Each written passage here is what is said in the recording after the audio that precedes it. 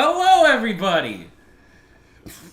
Our favorite fans of the sports. What a boring week of football we had. What a boring. Nothing happened. Nothing happened. Nothing of note happened. I refuse to believe that nothing in the NFL would ever happen that has damaged its reputation in any way, shape, and form. I refuse to believe that happened. I refuse. Are we live? Yes. You didn't say the thing, bro. I said 3, 2, 1, and away we go. He said it, but very monotone. He said very monotone. Still said it. Still said it. Anyways, welcome! We're back. A very boring week. We don't absolutely somehow have 4 hours of material to go through. And to start off this very boring week, I feel like we should introduce ourselves in a very boring manner. I'll start. Hi, I'm Car Sausage. And I'm the Vikings fan.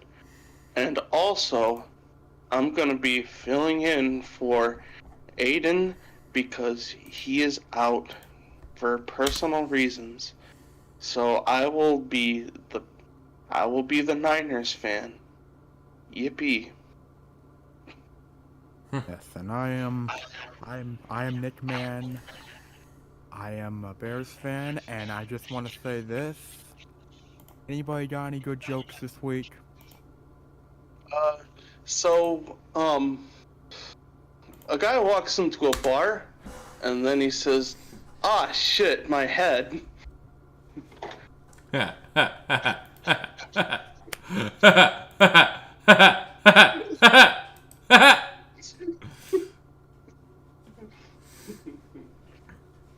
Who's the last person? I'm Luke. Okay, anyways, now, after this very boring week, this week was like Canadian history. Very, very boring. And in this very boring week, the Chicago Bears, in a very boring week that they've ever had in their lifetime, they, of course, had a week where Justin Fields called out their coaching staff because he believed that they're not using his strengths to his ability.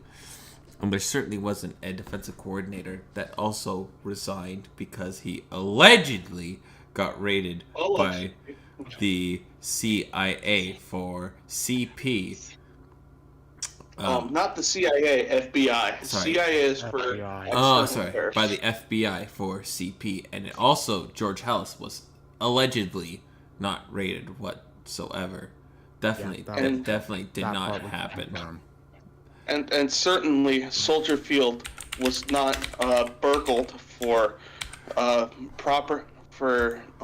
property that in which the value totals $100,000. This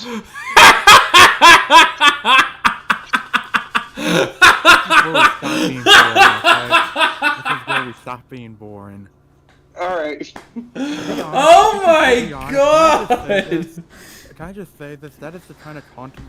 This whole thing getting stolen, it's messed up, but honestly, that's the kind of controversy I can at least laugh at. Like, it's like, damn, that would have fuck did that happen? Like, that's at least funny. It's like, I just love how someone in the right mind said, you know what? I'm gonna steal this tractor. I'm gonna steal this lawnmower.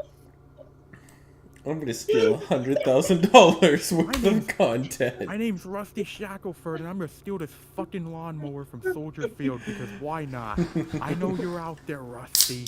Yeah, that one was for Rusty. Rest in But peace, Johnny Hardwick. But like, for real though, can they just... How desperate does Chicago need a win? Oh, They need God. something. They need anything.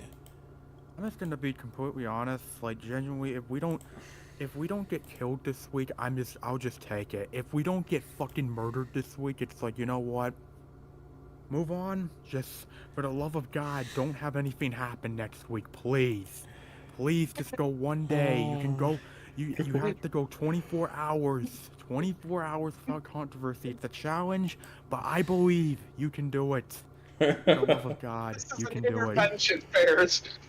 Oh man, because like the thing that, like, if the defensive coordinator has CP on that allegedly was found when the alleged FBI raided him. He might have not been raided. It could have been this guy could genuinely just be going through the ringer right now. How do you just I'm trying to think here. It's certainly a bad look. If the allegations are true, I feel like you need to preface everything I say with that. If the allegations are true, this is a very bad look for Eberflus and Poles, saying, yeah, nobody is panicking, this is perfectly fine. And Yeah. Just the worst thing to just add on to it is we don't need another necessary notch in the belt to where we need just another excuse of where we should be saying, everybody in this organization needs to get fired. Again, they just went through it. They just went through a process where they cleaned house, and now they're gonna have to look at it and doing it again. Even on the back ends of where the White Sox had the worst year that anyone could have imagined for them, where a lot of stuff just came out, a lot of nasty stuff just came out, and the owner doesn't seem too intent on changing it soon. And now you have the Chicago Bears on top of that, who there was so much hope for, and now all of a sudden you're left with the biggest wet blanket ever. And I hope they're excited for Connor Bedard. And the worst thing that the city of Chicago, in terms of sports, could do is if Bedard has a year-long injury, or they send him down to the CHL. Yeah, That to me would be the worst thing. That's another thing that I've seen talked about with this Bears controversy. How they're saying it reminds them a lot of the Kyle Beach incident. It kind of does. I will say, you know what this team is reminding me of right now, in terms of not just results but also like the scandal in question, like regarding what actually happened. This feels like a worse version of If I had to this, it's not exactly the same, but like this team gives me 2021 Raiders vibes in certain ways. It gives me a lot of vibes of that team. You have a coach who resigns due to, scandal. Granted, I know the stuff with Allen hasn't been confirmed, but if it is, definitely, for as bad as what Gruden did, this would be definitely a whole lot worse. And, you have, dysfunctional drama here and there with the on-field product. I mean, the only thing missing is, a player, getting someone killed because of their own stupidity. That I would be mean, the only thing missing. you already have Justin Fields calling out the coaches. Yeah, that's what I meant by the dysfunctional Yeah. drama on the field, more like. Yeah, But like, I'm just wondering. I mean, there's a reason I said I would not be shocked that the next time I open up Twitter after falling asleep, I'm gonna warn to see that some Bears player just murdered their entire family. That's what I expect at this rate. Mm-hmm. but we do have some good news from the Bears organization. Nathan Peterman is back on the 53-man roster. Yeah. They probably just changed his contract. Yeah, that probably. They just literally said, okay, you know what? I just love, though, like, right in the middle of that, right in the middle of the whole shit show, they just say, fuck it, just release Nathan. Okay, never mind, we'll bring him back a day later. Just do something. That was the birthday present for Ryan Poles right there. Which, by the way, talk about a fucked up birthday present right there. Just I didn't even know until like later in the day when I realized, oh shit, it's his birthday as well. God damn. I know, right? The only worst birthday is that image I posted of somebody Yeah. trying to celebrate their Sweet 16 on 9/11. That. I really want to show the timeline of it. Like, I'll say it right now. When I woke up, literally, I saw Adam's tweet about how, like, Blackhawks had the worst scandal, and it's like, Bears, hold my beer. And it's like, okay, what the fuck? Like, and then I see that tweet that the now talked about really infamous tweet where it was reported that Williams had his house raided, Hollis Hall got raided, and that Charles Tillman was the fucking like he was part of the FBI now. But like the whole thing with that, hearing Charles Tillman is like, wait, this has got to be fake. Somebody, this is too perfect. Like when I saw that, I'm like, huh? Like what the fuck? Like what the fuck? And of course, okay, yes, obviously the Hollis Hall stuff got proven down rather soon. That was basically good. That was like the first thing to get proven as Is fake, he but, the like, owner or is he the president? Who? George Hallis. George Hollis, is he? Wait. He's dead. He was the. Oh, George, are you talking about his son or something, or like, oh, George Hollis? Well, no, I don't think his. Oh. George Hollis Jr. is the. Oh no, he's dead as well. God damn it! Yeah, I think you're just. Yeah, George Hollis just dead. Yeah, that's you just heard George. You just heard Hollis Hall. Hollis just named. Oh, Hollis named Hall. after Okay. Hollis. Okay. Yeah, it's named. But it's like, the only thing is, it's just a weird situation because it's like, I feel like you can get a picture of what happened, but we don't know. Like nobody knows what truly happened, and it's like honestly, it feels like not even the coaches know what happened. Not even, which by the way, that feels very fucking strange that not even the top guys in the organization know or want to deliberate on what actually happened, because simply put, we don't fucking know. Like, we don't know at all at this rate. I mean, I'll get to what I think, how I really view this in a bit, but like, it's very like, it's very just, I don't know, it's just strange, it's messed up, it's just so crazy. Truly. Because it's truly crazy. Here's the thing. If the organization 1000% genuinely did not know that he had any form of CP around him, I can forgive that, right? If they Here's the thing. Yeah. I don't think they, even if that's the case, like, I don't think they knew. Truly, I don't Yeah. think, if the thing about what he had, if he pulled a Jared is true, yeah, I don't think they know. It's like, and I still don't think they would have known, but it's like, it's just a possibility that they may have known something, which, once again, I doubt they did. Yeah, that's a scary possibility to think about right there, in my opinion. That's scary to think about. I just feel like I need to know timing around everything, because he wasn't there weeks 1 and 2, right? He was there week 1, but then he was gone week 2, and he's obviously gone now. Because like apparently I heard like when the thing happened, it was like during, like if apparently the alleged house raiding happened during week 1. The Buccaneers game. Oh. Well, the Packers game, but yeah. But he was not there for the Bucs game. So it's like, yeah, like I don't know. It's Among Us sussy. Yeah, very, very, definitely. I need detail, because I really hope it's just a family issue. Yeah. Because it sounds something like too perfect, right? Where, you allegedly you get raided, allegedly, and it was with CP, and then allegedly like you step down the next day. It raises the eyebrow to it too.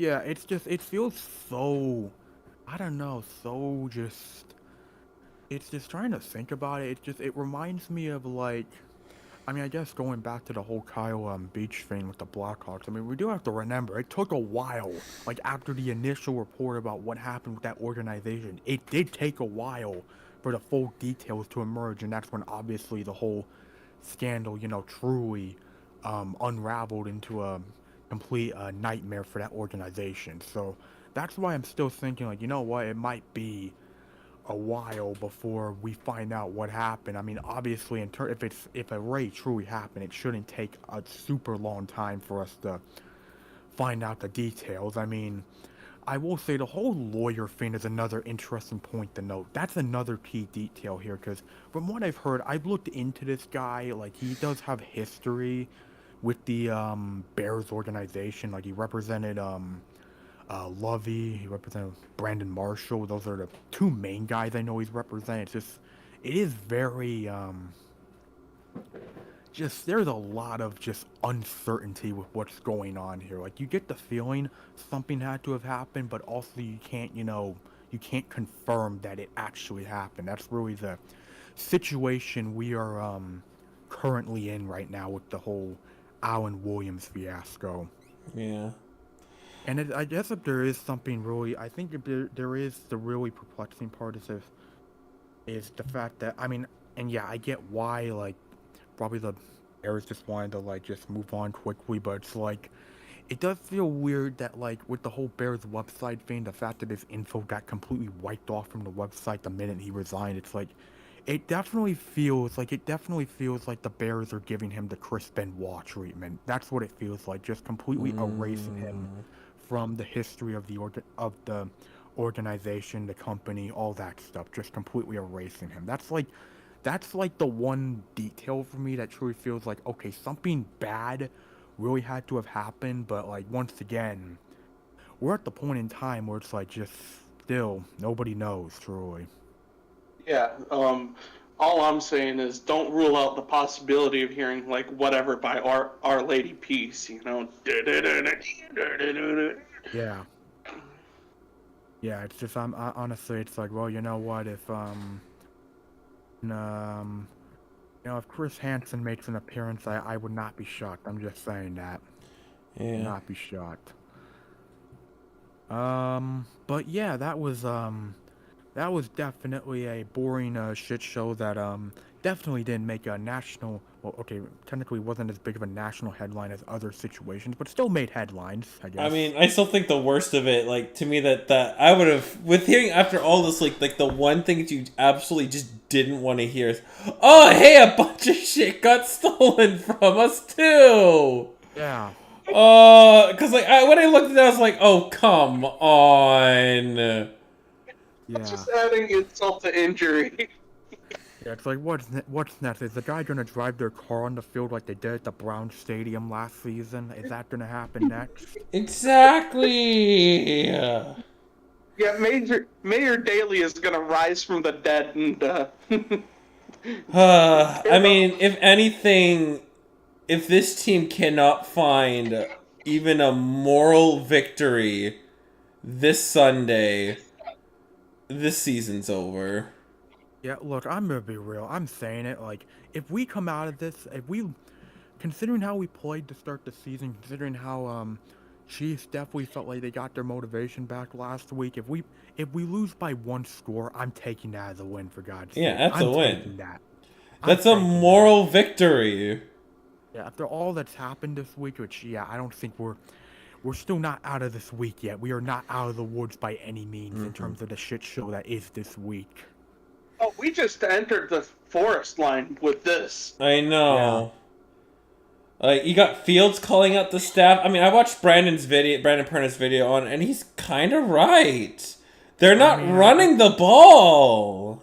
Actually, that's a great segue into what I want to mention, because there was this stat that I found, because there's definitely been a lot of criticism of Getsy, and I feel like this stat really sums it up. In the last 9 games of last season, Justin Fields had 31 design runs made for him, and obviously anyone who saw how last season went, even with the Bears' poor record, would show Fields played a lot better when they got the run game involved. In the first 2 games of this season, he's only had 2 designed runs set up for him. 2. That's bad. That's like, problem 1 right there for the Bears. It's like, you're not letting your quarterback use his... Like, Fields is a great arm, but it's something where you use the run and then you set up play action, and then he can thrive through it. The thing is, and I don't think he has that good of an arm. Well, I'll say it right now, and I've seen it with the quarterback coach, doing the whole quarterback, guy making the YouTube videos and all of that, which is, yeah, that's really a lot to talk about with how the Bears are running their offense and stuff, and it's like the more you see it, it really does. It really comes clear to me what Getsy wants Justin Fields to be, and it's definitely who he really shouldn't be in terms of being that kind of quarterback. But it's very clear to anyone watching that Luke Getsy wants Justin Fields to be another Aaron Rodgers. He wants him to play like Aaron Rodgers in terms of being that pocket passer, and let's not lie, Rodgers can be quick, but he's also a guy that really doesn't move a lot. Rogers Andrew is TV coach is a former Vikings coach, Andrew Janocko, and I know all about how he wants to emphasize things like short passes and Yeah. a lot of Because another fullback thing I dive. noticed, people know that one of the top things about Fields at Ohio State is that he had a quick pass. Like he would get set in motion and get the ball out quickly. We're not seeing that right now with this season. Really, we're not seeing that. And we honestly really haven't seen that with him in the NFL, to be honest. he's been trying to run for his life. He holds the ball for way too long. Like he's the guy that really just he's trying to find something, but I don't know if he trusts his receiving core. Like Mooney, I think is a quality wide receiver. I think DJ Moore is an incredible talent. But if those guys are getting covered, I don't think he trusts anybody else. Yeah, and it's also the fact that the comments. I mean, he can say what he wants, but I mean, the fact of the matter is, yeah, I don't blame him for saying that he feels robotic out there. I don't blame him because it really does feel like he doesn't look like he's enjoying himself out there truly. Obviously, with how the O-line struggled and. And obviously how the Bears have started the season, obviously he's not going to enjoy himself, but it's clear that the offensive coaching staff, they're not doing him any favors.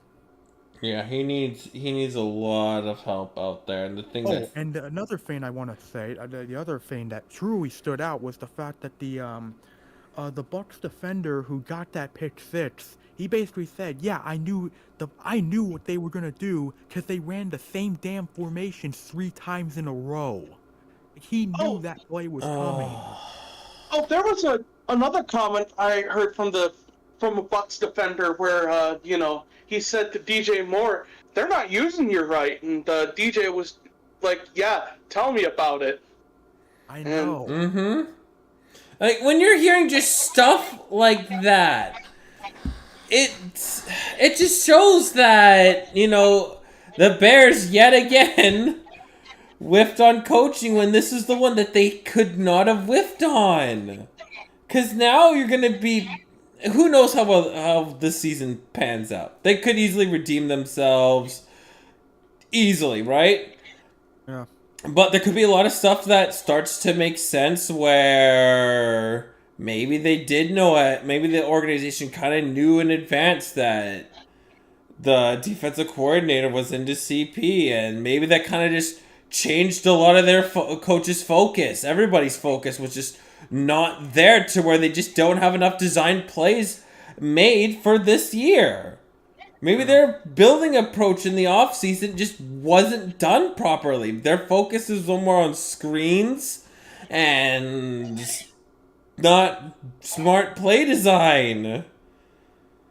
You're going to hate me for saying this, Luke? No, wait, you're going to hate me for saying this, Nick, but you know what this team on the field kind of reminds me of? What? The Patricia Lions.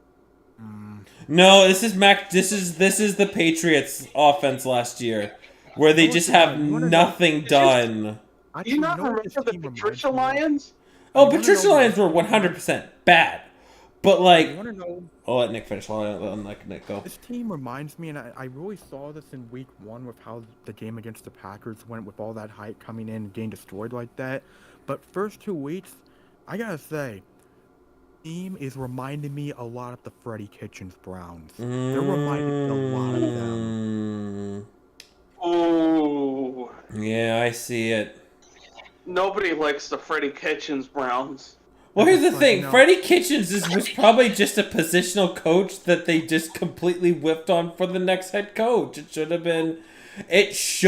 been, and as much as Spencer, you're going to hate me to say, it should have been the guy that calls an all-out blitz Greg Williams. It should have been Mr. him. Brown, He was probably the right fuck man you. for that room. You're absolutely right, but fuck you. I know. Let's be real. I blame the NFL for him even getting that chance, but it was true. He was the better man for that job than Freddie. Yeah. But I mentioned that. I also mentioned the Week 1 game because remember that Browns team. Everyone remembers how much hype that 2019 Browns team had. They had way too much hype for their own good. Week 1 comes in and they get destroyed by the Titans, the Mariota Titans, by the way, on their home turf. And since I got a lot of I mean, granted, yes, the Packers are definitely much more of a rival to the Bears than the Titans are to the Browns, but you get the point. Like, you get the Well, I mean, back in the day, they used to be division rivals. Yeah. But the thing that I feel like their offensive side of the ball is it felt like you handed the keys to Matt Patricia and Joe Judge on this one. Right? Yeah. It just feels like they don't have very much things prepared for it. They don't have any design plays for the quarterback. They didn't do any of that OTAs and offseason. Yeah. And it just feels weird because it felt like, wow, they really made a lot of progress in the second half last season. It's like, wow, they completely forgot about all that progress to start the season. It's like, what the... Do coaches just go brain dead in the off season? Like, genuinely? Feels like I wonder that... Like, worse than... Justin looks worse than he did at Ohio State. He looks worse than he did when he was with fucking Matt Nagy year 1. Yeah, honestly, yeah, it really does feel like that, genuinely. Like, how could so much progress be done? All of a sudden be like, haha, I'm gonna forget everything! Let bulls eat. Let bulls eat. And Oh, God. I'm just gonna say, I mean, the hope for the Bears is this weekend is simple. Moral victory. Yeah. If you cannot find a moral victory and defeat, this season is over. Yeah. It's over with. Prepare your tanks for Caleb Williams. If not Drake May, if not Michael Phoenix Jr., which I'll be very angry if Chicago ruins. Yeah. or Bo Nix. Bo Nix is a definite for this year. It's both definitely, yeah. yeah. You know, it's Bears fans, I feel bad for you cuz like you know, I didn't ever expect this to happen, but I really hope the Bears try to have a second strong half. Season's far from over. It's a very weak NFC. Yep. Whew, may the odds ever be in your favor. Yep. Hey, can I talk about the other 0-2 NFC North team? Sure. Sure. So the Vikings made a few moves this past week, which I find pretty intriguing. They start off by signing guard Dalton Reisner to a 1-year, $4 million contract, which should really help shore up our offensive line, especially now that Oli Udoh is out for the season.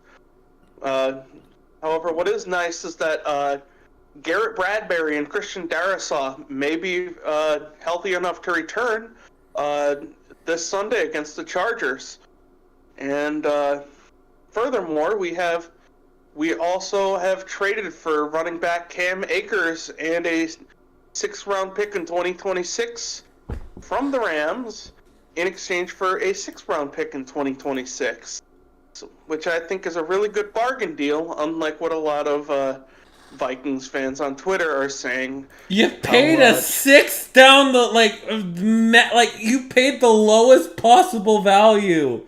You were like 2 steps away from future considerations. Like, I'll say this, honestly, like, the way I see it with Cam Akers, it's like he's not definitely now, like, not the most, I would say, the solution to the running back, but he should be improvement at least, considering who he's also working with he's working with O'Connell, was the former OC of the Rams who worked with Akers, so, yeah. Yeah, and I think Cam Akers had a really good 2021 season. A lot of, I'm sure Liam is a great guy, but I just don't think he was a good OC for the Rams. Yeah. But yeah, people are saying, "Oh, Kwesi is in desperation mode. You No, know, he's why is he not. making all these moves?" It's a 6th round pick in 2026. Shut the fuck up. It's a And 6th. we're getting a 7th back. Exactly. What the fuck are you all missing? Oh no, the 6th round pick could be like a Hall of Famer.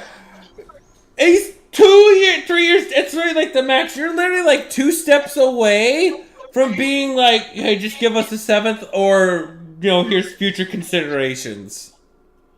You know, we'll give you a sandwich for Cam Akers. Oh no!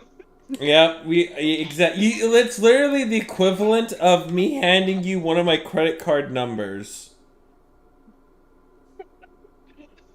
5. There you go. Oh crap!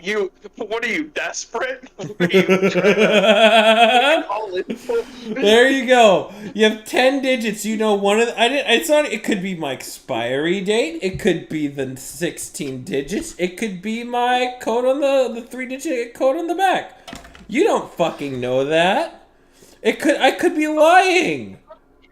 And in exchange, I'll give you one on 6. Oh, that's good. That's good. That's good. That gives me a lot of information. It's a lot of information. Anyways, Vikings should look better. They're not super desperate. I think their defense needs to start stepping up big time. I think honestly, that's the general manager just kind of looked at what was happening, week 1 and then Thursday night against the Eagles, and they made the appropriate fixes where they needed to, and I think that's something you need. That's just something you need from your general manager, and kudos to him for recognizing that. Seahawks, we're like a broken table. We're playing against the Panthers. It's like a bye week. We're fine. We're playing against Freckles, so it's fine. Yeah. We better be getting some Bobo action, though. Bobo caught his first pass last week. Oh yeah, for 3 yards. So we'll see. We'll see what happens. It's just gotta work on building trust with Gino. But he's already over his projected fantasy points via ESPN. ESPN said 0.7 for the full year. He got 0. He's at 1.3. Fucking proud of him. Absolutely proud of him. So Hagen has a little bit of a comment for me. Quote, "Bitchless no hash brown whore." Gotcha. Alright, and now the latest. Okay, now for the real fun news that I really wanted to talk about. Instead of the Bears kind of happened. The Bears kind of happened. This was I was really hoping to be the welcome one. We have an update for us spring football fans. The XFL and USFL are very likely to merge. There could be an announcement before the end of this month. They did say early. You can tell everybody. Yeah, you can tell everybody. I'm the man, I'm the man, I'm the man. Now, yes I am, yes I am, yes I am. Now, here's what I suspect. This is just me with this is what I suspect.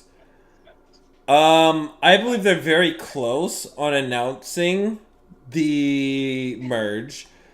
However, we did hear that it might just be 12 teams for now.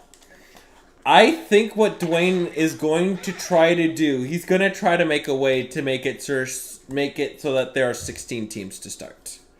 I know there's probably about 11 obvious ones. There's probably about 11 teams, one of those being an expansion team from the USFL, one of them being in Canton, Ohio. But it's really big news. We did say the first step for these leagues was to just merge together. That's a huge stepping stone for them, that they're even talking about it. With every step forward, there is a step back. The Vipers will no longer be playing in Cashman Field. Big sad. Yeah, I'm sad. It's How- over. How will we ever unite as a group of sickos? How will we ever unite when just because what they've got like average 7,000 people in attendance? Like, so we would have made it 7,003 for a game. Sorry, 7,005. Sorry, my bad. We would have made. Yeah, we would have been. Now what shithole are we gonna invest? Yeah, they would have been like, oh man, there's those 5 guys. They said they're going to a game. Oh, we have to have one in Vegas now. And then we'd be on FX, and they'd be like, what are those no lives doing here? We'd be like wearing like the fucking like worst. We'd be wearing like suits and ties for this one. We'd be like drinking like pop out of wine glasses and I'm wearing an shit. official jersey, alright? If that was to happen, I'm wearing a fucking official jersey. Yeah! No. Here's what we would be wearing. We'd be wearing like unofficial Salt Lake City Seals jersey. Yeah! Salt Lake City Seals, boys. I'm taking a shirt and just spray painting it. That's what we're gonna. Oh my do. god, Yeah, just make it look like yes. SpongeBob's inside-out asshole. We spray paint the Salt Lake City Seals on like a fucking white shirt. Oh, it's funny. I can't wait for spring football this year, and I mean, we will try to all go to a game.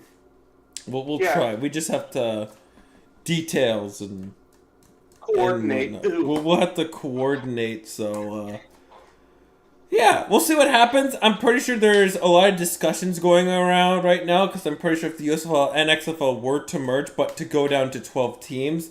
I'm pretty sure the USFL would want 6 to represent them, and XFL would want 6 as well. But I really think that the XFL has 7 teams that are all ready to go, which means the Vipers are, right now, they're the odd man out, and I think there's probably only 3 guaranteed teams in the USFL, and one of them would be an expansion team.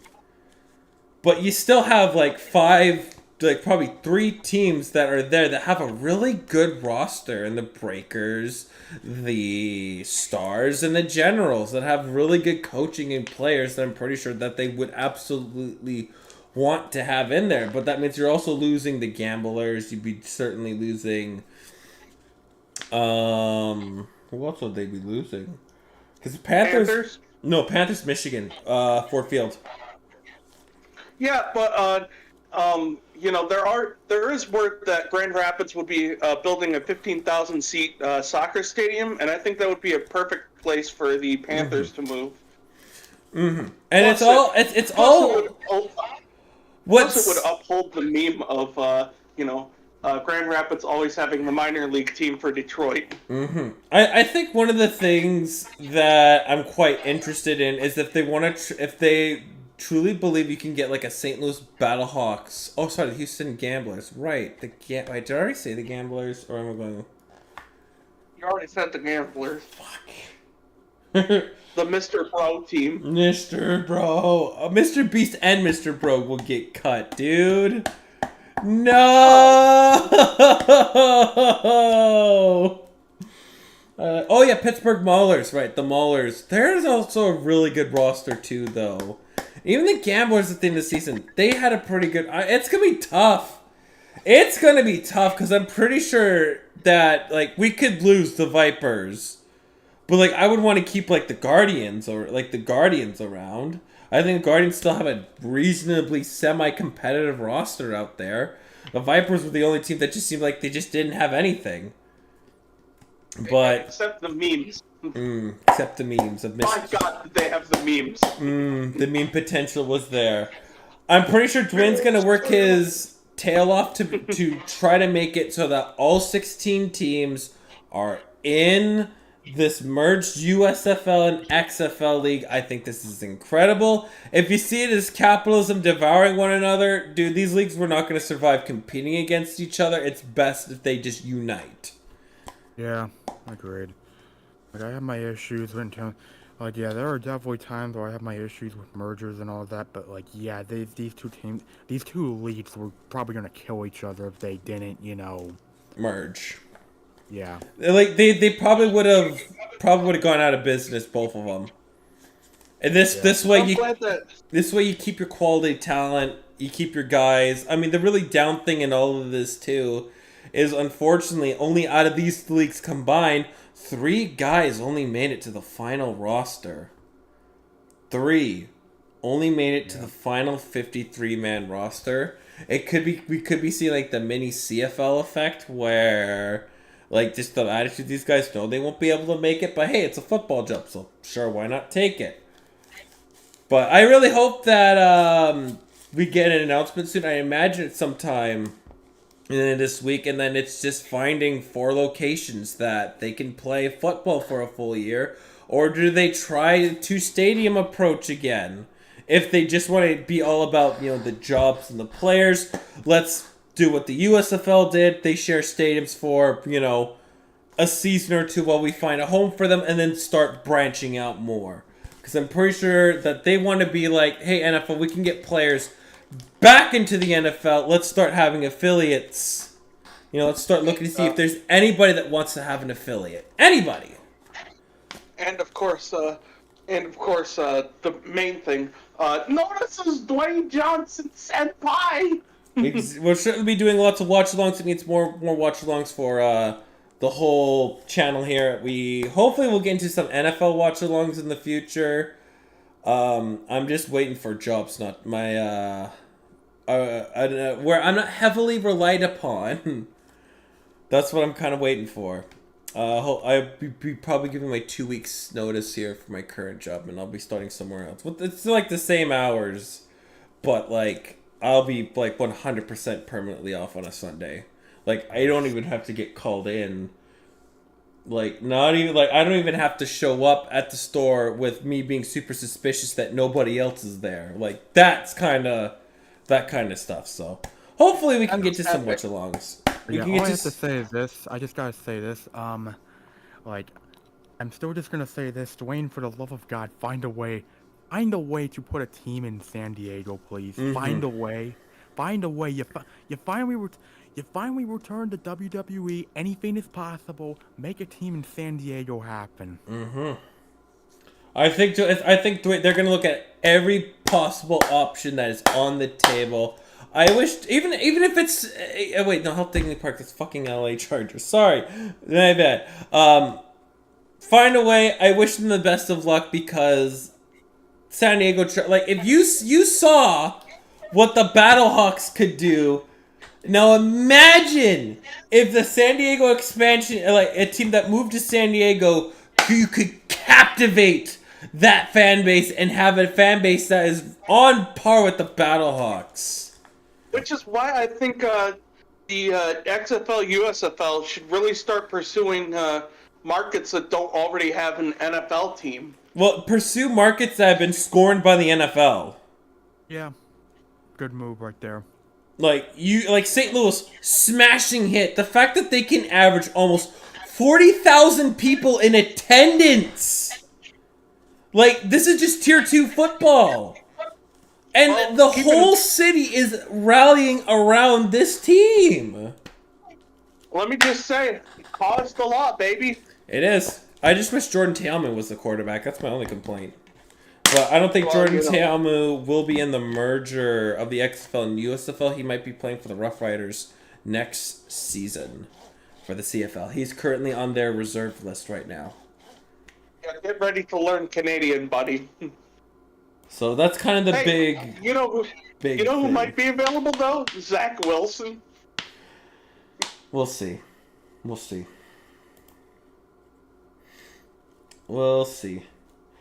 Anyways, that's currently big news. Hopefully we get some fun news for the XFL/USFL in the future. I certainly can't wait for. Hey, Didn't we have some games happen?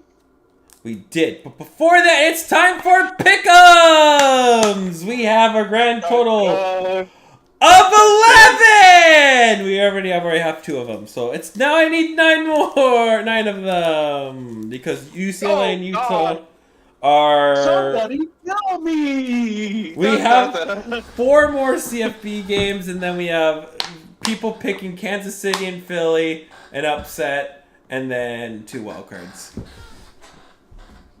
So, all right, starting off, we have Ole Miss versus Bama. That's the first. What time are these games coming? Because I'm Ole Miss Bama 12:30 West time. Oh my god! I put ESPN.ca like a fucking dumbass. How does putting ESPN? If you want to look at when the games are happening. Yeah, I picked that over TSN. Bruh. What, man? What? Bruh. What? Do I even need to say anything more? Damn, there's 3 of the ranked games are at 12:30, dude. Same exact time. Oh, at least Washington and Oregon's like 4. And I'll put the other 2 at 4:30. Fuck! Why am I working? God damn! Can I just come out like as like? To make money. But no, I hate my job. I'm starting a new one. Fuck. Oh, you gotta get that money. I know, but I don't want to. I want to be broke. I just want to watch football for the rest of my life. Man, that stinks. Damn. So, anyways, first game on the line is Ole Miss and out. What kind of one of these games start at 9? What the fucking fuck? Fine, I guess I'll watch Florida and Clemson. I'll watch Clemson get fucking pegged. Fine. Because it's noon local time and it makes sense for them. That's why. Yeah, but why? Alabama could be at noon local time too. I'm sorry, but I want to watch a full day of football. Why can't they just #schedule things better? Why is this a skill issue? Well, because they hate you, Lucas. Because they hate you. Alright.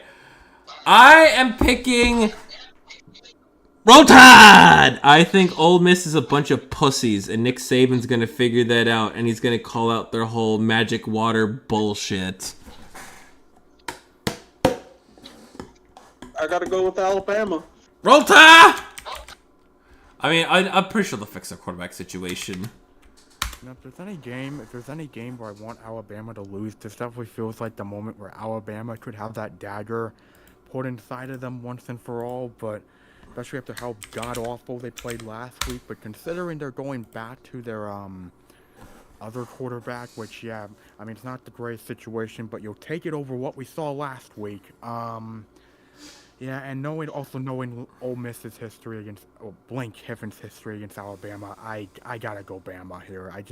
I'm gonna believe it when I see it when Alabama finally has another dagger put in them for a second straight season. I think this team is a team that finishes like 8-4, and they're like 20 between like 20 and 25 in terms of the AP poll. They'll still be ranked, but they're not going to be in the college football anywhere near the college football playoff. Yeah. All right, All right, say the line, Gary. Notre Dame versus Ohio. This is probably the best matchup of the. This should be. I hope this lives up. Like this game in particular lives up to the hype. Notre Dame and Ohio. Whoo! I'm going with Notre Dame. I'm not sold on Ohio. I'm not sold on Ohio State either. Especially with how Sam Hartman thought, I'm going Notre Dame. It just feels like their game to win. I think this is the game. I know there's a stigmatism where if they're always on, when they're like the lights are on them, Notre Dame just shrivels up like a inappropriate joke here. But yeah. I think here's the thing. Ohio hasn't impressed me at all this year. I think they're way overranked. in terms of the AP poll. I'm just not sold on Ohio. I think Ohio just been really struggling offensively. Sure, they can beat the piss out of an FCS team, but They played like much better last week, but still, yeah, I'm not sold on them against Notre Dame. struggled against Indiana. Who'd they play last week? I mean, I'm pretty sure they dropped 63 last week. So Oh, Western fuck. Kentucky, not an FCS team, still FBS team. So I'll give them that, still respectable. But Wait, what's Western Kentucky? ACC? I think they're either CUSA or Sun Belt. One of those. Oh yeah, that purgatory tiers. Yeah, Purgatory. FBS purgatory, basically. Mm-hmm. You're FBS, but are you really FBS? No. You know what? They gave us Mike White, so counts. Yeah. Luke. Mm-hmm. First off, it's Ohio State. Ohio is a completely different Yeah, university. whatever. When I say Ohio in terms of college football, if you don't know that's Ohio State, that's a fucking skill issue. There. Yeah, well, Iowa State just lost to Ohio University, so put some fucking respect on their name. No! Iowa State, you mean? Yeah, he said Iowa State. He said Iowa State. He said Okay, yeah, Iowa it's not- State. He said okay, Ohio I State. confounded. Yeah, he said it. Yeah. So yeah, I'm gonna have to give this one to Ohio State because I have no faith in Notre Dame when the lights are on. But Sam Hartman though, they look really promising. I'm just not sold on Ohio yet. Yeah, but like Notre Dame when it's prime time, they turn into that Donald Trump turn out the lights meme. I know. I think this is also a new coaching staff too.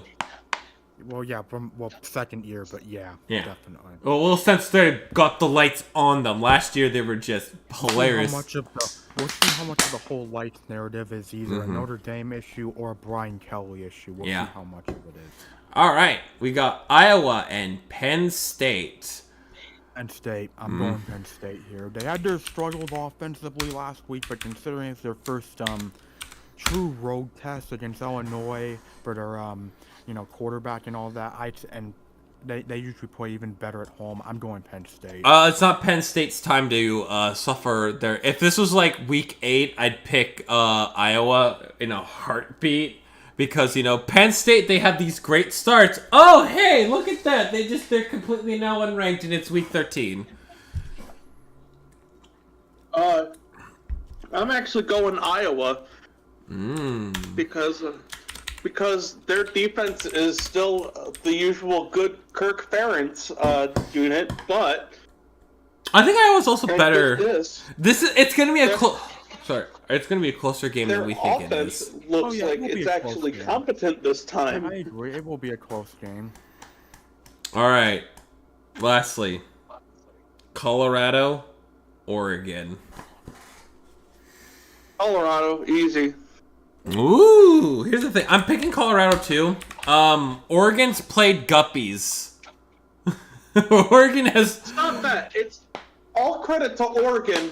But every single obstacle that Coach Prime has had in his way, he has been able to, snuff out. Well, yeah, but here's the thing: I don't think Oregon's been challenged and battle tested, whereas Colorado's been battle tested all 3 weeks. I do agree. Let me say that I definitely agree. Dion is building. Coach Prime is building something incredible in Boulder. He truly is. But not having Travis Hunter out there is a massive loss. That's a huge loss. And I'll admit, for as great as that game was, let me make it very clear, that was a great game. Definitely game of the season contender with Colorado State. Colorado definitely, they flew way too close to the sun in that game. Don't get me wrong. I expect Colorado will play much more composed this week, but considering where they're at and considering they don't have Travis Hunter, I'm going Oregon. Very fair. This is gonna be fun. And imagine if Colorado pulls the upset, that in USC next week.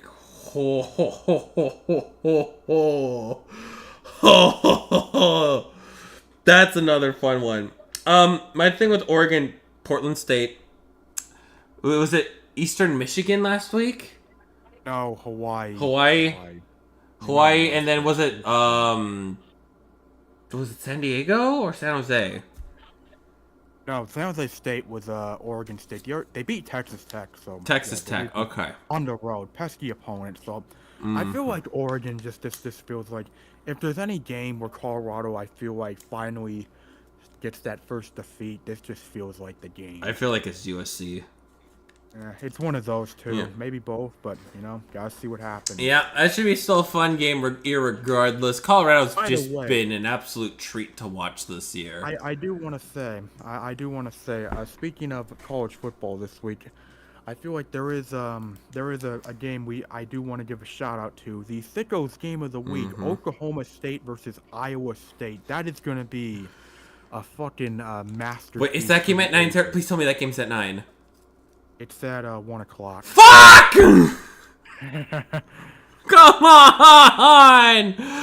Why do I have to work? I don't want to make money. I'm missing the best week of college football. This is why, kids. This is why making good life decisions is important. I wanna. Can I just get fired tomorrow for like being a college football fan? Can I be fired for that?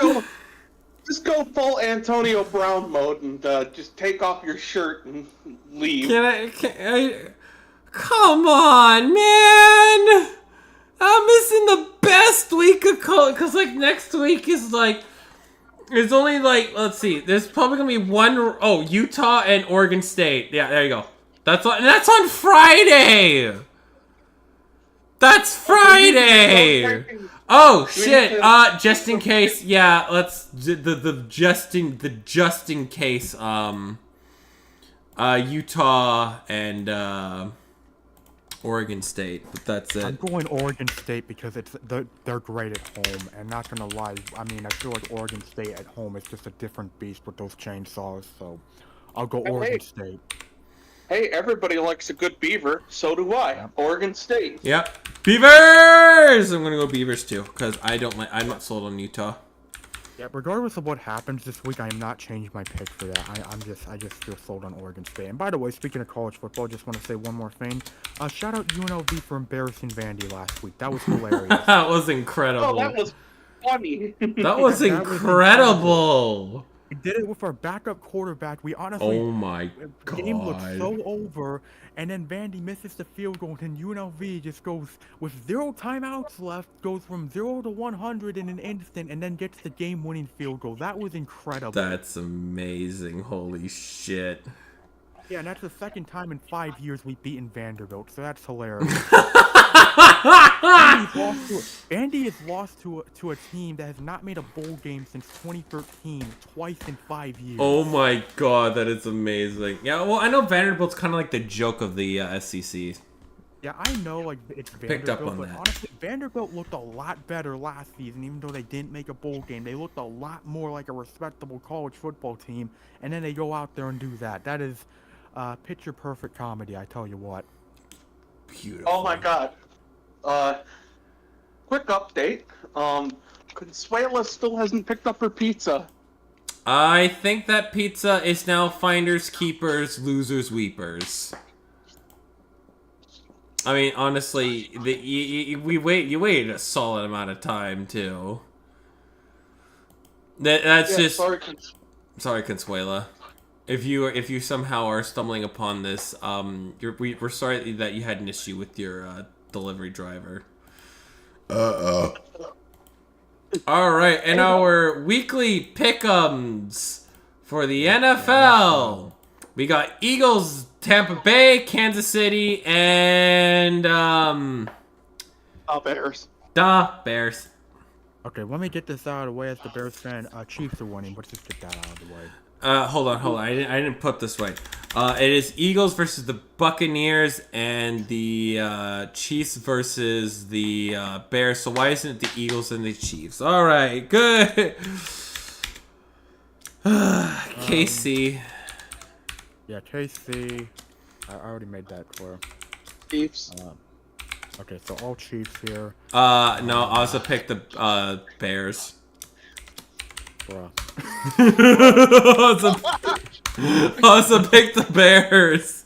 Yeah, you know what? Fuck it. Might as well. Might as well go for that.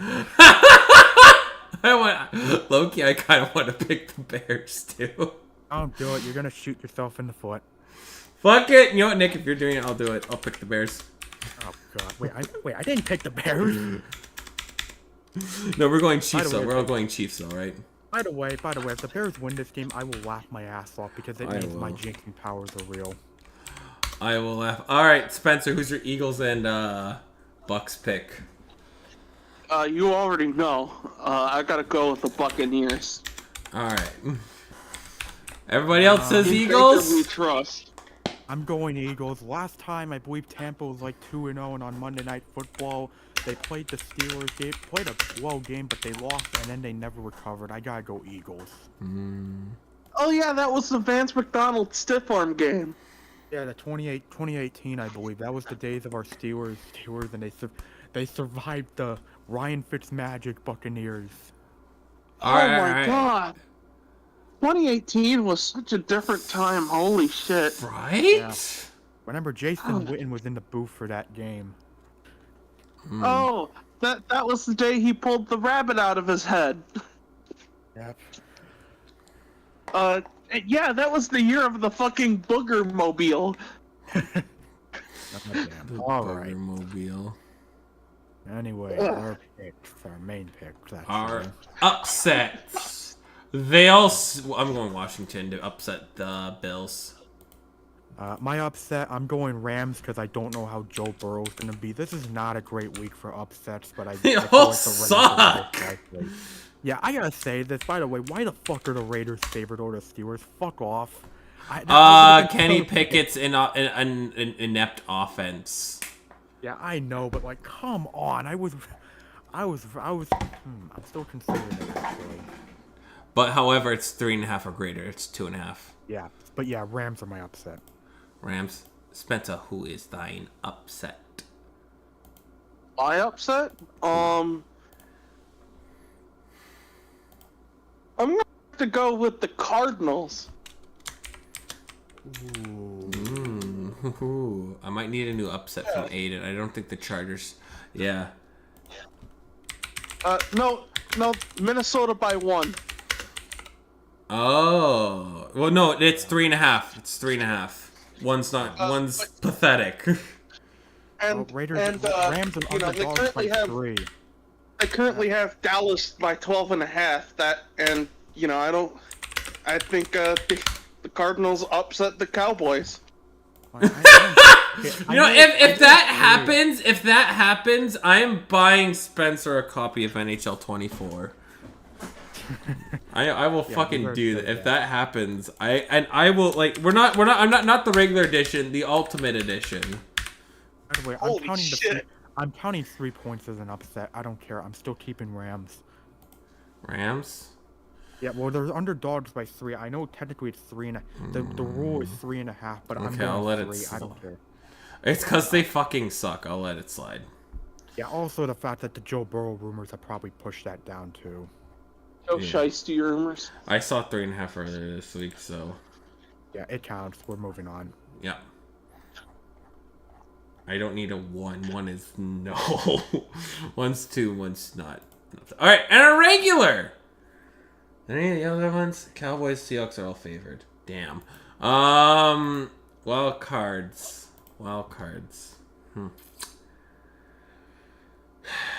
Do I be very selfish and just pick the obvious ones, or do I be fun and original? Here's my rule. I'm not picking the teams who are above 10, who are favored by 10 or more. That's my rule. Yeah. I'm gonna go. I want to look for close ones. I'm gonna go Falcons, and I'm gonna go the Saints. You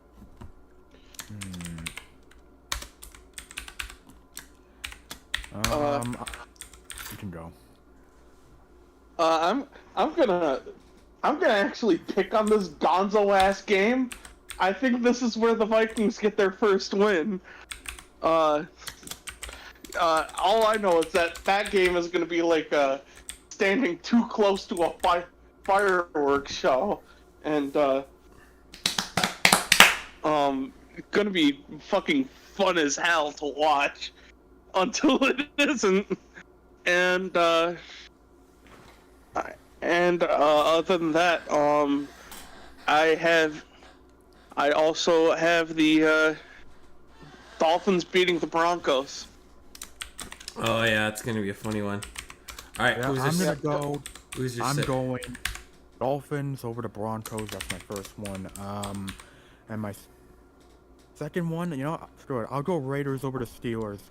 Raiders, Pittsburgh just has a tendency. Yes, I know they beat the Raiders last season, but go beyond that. They have a tendency of losing to the Raiders in funny ways. Is it at home? Is Pittsburgh going to Vegas? Oh, that's a good pick. That's a good fucking pick.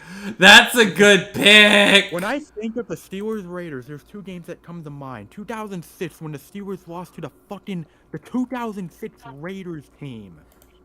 The Ralph Pryor run is what comes to my mind.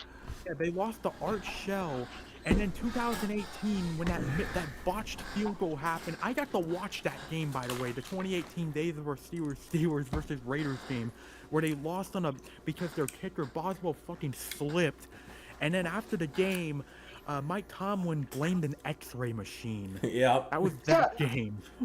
They were like, Tomlin was like, Ben probably could come back sooner, but the rhythm and the flow of the game it was probably better to have Dobbs out there anyway.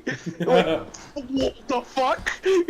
Yeah, especially after seeing how last week went, this just feels like a game that the Steelers are gonna lose. All right, cool, Spencer. Who's your last wild card pick? I already said. You did Vikings and the Dolphins. All right. Sorry, I'm stupid. All right. Bruh. Hey, I'm clinically stupid. Yeah, and you can't speak English either. You speak Canadian. Exactly. Anyway, there were some games last week, huh? Mm-hmm. All right. Well, go fast with the Seahawks. Thanks, refs. Well, not a problem for them. They love fucking the Lions. I'm talking to America here, okay? The sun rises in the east, grass is green, and the refs always fuck over the Lions. Yeah. I just want to say, Seahawks definitely. I mean, don't get me wrong. Seahawks played well in that game. Not to discredit them, but yeah, Lions. Well, outside of the refs, let's not lie. They got killed with injuries in that game. They really did. And Seahawks are also plagued with injuries too. Now for this game, they're gonna be missing a lot of their starters. Not a good injury game, folks. Not a good one at all. Mm-hmm. But hey, Gino played well. Yeah. Oops, I almost jumped the gun there. Yeah, good. Can't complain. I talk about the Vikings, but they didn't play. Da, da, da, da, da, da. Hey, Bears, we already went over. Yep, I already went over them. I'll talk about Raiders Bills because Bills had as good of a bounce back game as you could have asked for. Mm-hmm. Allen played great. Jimmy G struggled. Bills just blew the Raiders out. In terms of I games, will tell you about a game I did watch on TV, sort of, when I was paying attention to it. Jets Cowboys. Mm-hmm. I was on my phone. I think I might have overestimated how good Zach Wilson is. Sorry, everybody. Yeah, I mean, I'm not sold out on him yet. We all knew he was gonna get killed out there. Yeah, we knew this. We knew he was gonna get completely destroyed by the Cowboys. It's I want to see how he really plays against the New England. Well, I want to see New England. That's a big test. That's going to be like a good litmus test to see how well he's improved or if he's regressed as a player. And if he's regressed as a player, then Yeah, get ready to learn St. Louis, buddy. no, he's a first round pick. He just goes off into the sunset with his $30 million in career earnings. It's why we haven't seen Josh Rosen in the USFL or XFL at all. Yep. Well, maybe that's a Christian Hackenberg situation Well, where 'cause, yeah, he's so bad that he's a second round. If you're outside of the top 50 for picks, right? If you're picked 51st below, your contract is not fully guaranteed. Mm-hmm. It starts going down. If you're like a third round, like we're probably going to be seeing Matt Corral at some point in the XFL or USFL. We're gonna eventually be seeing him. We're probably gonna eventually see Will Levis, not Will Levis. Malik Willis, if he can't get a roll in, we could be seeing the Patriots back up. But I think he'll stay. I think Billy Zappi. I think we'll see Bailey in the backup spot for a while, but it's not gonna be too long before we see Matt Corral in the XFL/USFL quote unquote merger. Guys in the first round won't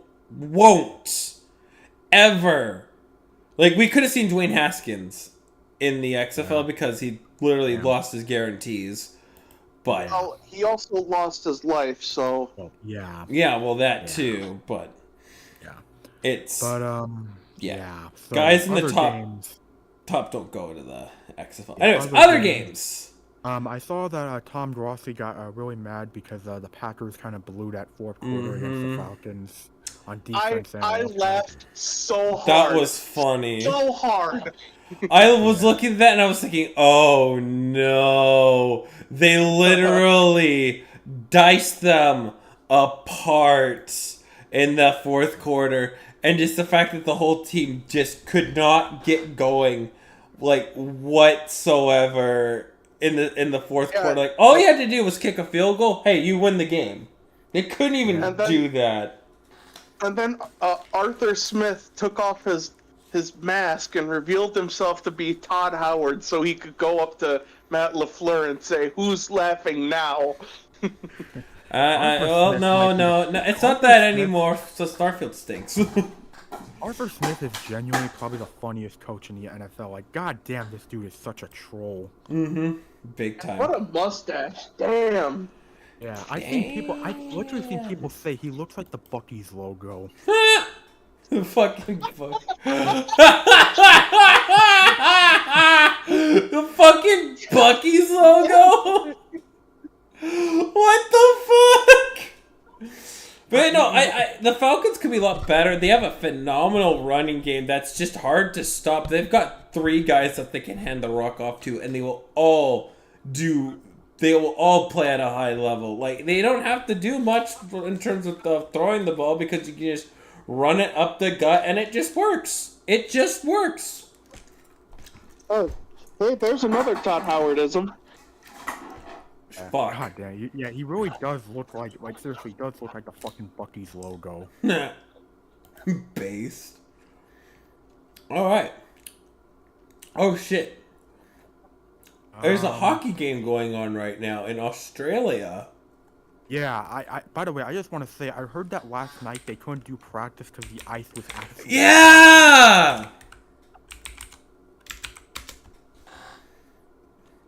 Right? Because the Coyotes were one of the teams on the ice. Right? Yeah. Oh, what else? I know this is without the mustache, but come on, it just looks so obvious. Yeah. I have to remember passwords. I'm actually gonna throw this game on in the back. Let's see what else. Oh yeah, Chargers blew it again. And the water, the ocean is blue. Yeah. Listen, I'm gonna be honest. If they lose this week, I genuinely see Staley getting fired. Like, I think it's very likely this could be the week. 100%. I just think it's funny that they're going against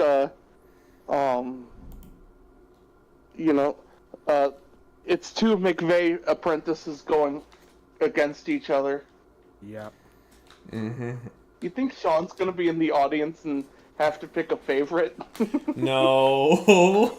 Although that would be funny. It would be Although. funny, not gonna lie. Mm-hmm. But, like, honestly, it's just amazing to me how a Chargers defense with that much talent can't do shit. It's Mm-hmm. actually I mean, amazing. to be fair, Eric Kendricks is out with injury now. That is true. That is true. It's just, goddamn, it's like, you know, this is a team that still has like, and yeah, I don't know what the numbers exactly are, but I can tell Khalil Mack still has talent in him, and yet it doesn't feel like a team that has Khalil Mack in him. Truly, it doesn't. My biggest question is, I really feel that the LA Chargers are just purely the most unluckiest team in the entire NFL. Like, the unluckiest sports franchise out there. You could make a case for the Vikings or the Bills, but I mean, yeah. No, not even that. It's the fact that this team, this franchise, once had the number one defense and the number one offense in the NFL. They went 9-7. Yeah, they missed the playoffs. Well, yeah, well, that was because of some very odd statistics. Yeah, like the oddest statistic being that their special teams was 32nd. In one of the statistics and that was the reason their offense and defense looked so good, because special teams kept fucking them over so bad. So they had to put up gaudy stats to. Still, the fact that you can't even, make the dance still. With just even statistically, like, it's still horrible. And even this team just gets so much bad luck over the years that it feels like when one of them happens, it completely unravels their full season.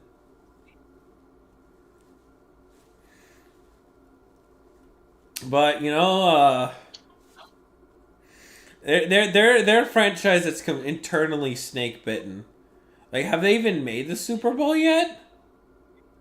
I think once, yes, but they lost have. to the Yeah, they made it once, but they got destroyed by the Niners in the 90s. Mm. Yeah, Super Bowl 29. It was the last season where the LA Rams and LA Raiders existed, although the 1995 expansion draft still had the LA Rams and LA Raiders existing until they said, between then and the actual draft, they said, surprise, we're moving to St. Louis and Oakland, respectively.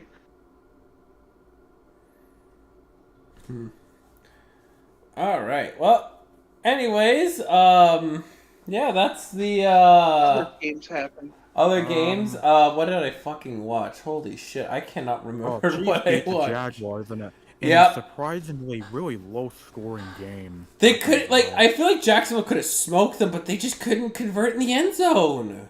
Yeah, and Chiefs. I mean, Chiefs just did what they had to do and won the game at the end.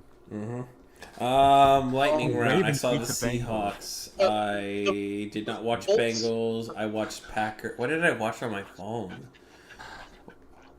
I mean, the Texans game was the game of all time.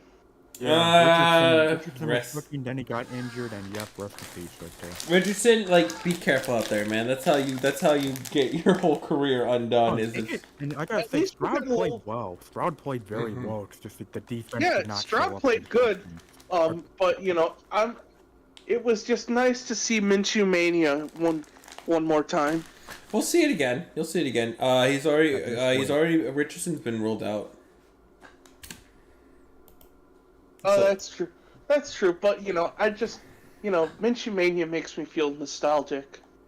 Oh, okay. So everybody in every NFL fan, if Gardner Minshew's a starting quarterback, everybody's celebrating. I think Gardner Minshew is a starting quarterback in the NFL, but I guess just doesn't. Yeah. He's just busy fucking every single mom. He's probably fucking your mom right now. Yes. who's listening to this podcast, go to your mom's room. There's Gardner Minshew, fucking her brains out.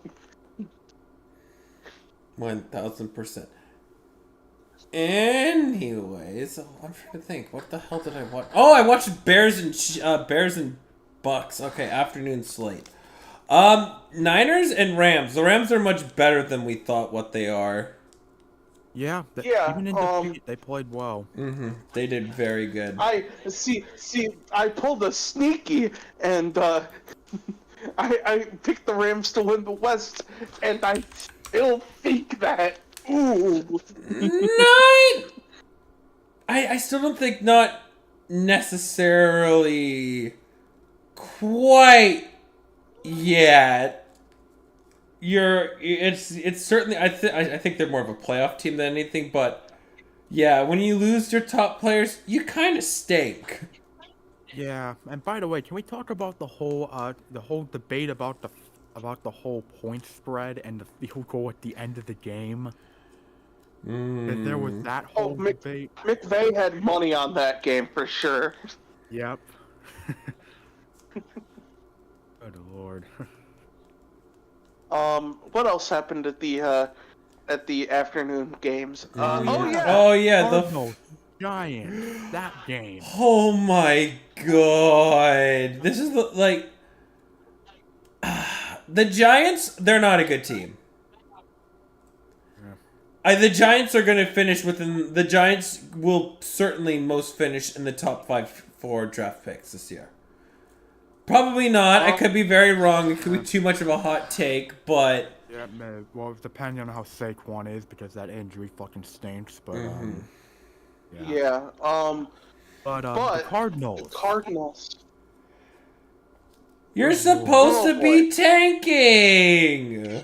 I mean, they did They're their also job. like. But good lord. I think it's not just tanking. I just think they're a terrible organization, top to bottom. You know, Well, they even if are. there wasn't a good- You're not wrong.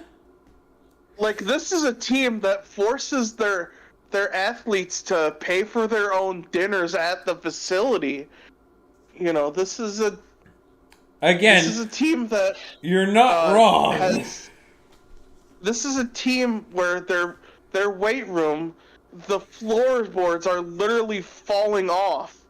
Yep. It's that bad. Yeah, I've always known that the Cardinals are just horrifically bad organization. Like, there's no ifs, ands, or buts around it. Literally, the only points where the Cardinals have felt respectable were the years with Kurt Warner and the years with Carson Palmer and Bruce Arians. That's it. Yeah, I mean, I saw a stat about the Cardinals somewhere, and it blew my fucking mind. It was about the 1998 Cardinals. Oh yeah. Oh, there it is. In 1998, they posted their first winning record since 1984. Appeared in the postseason for the first time since 1982.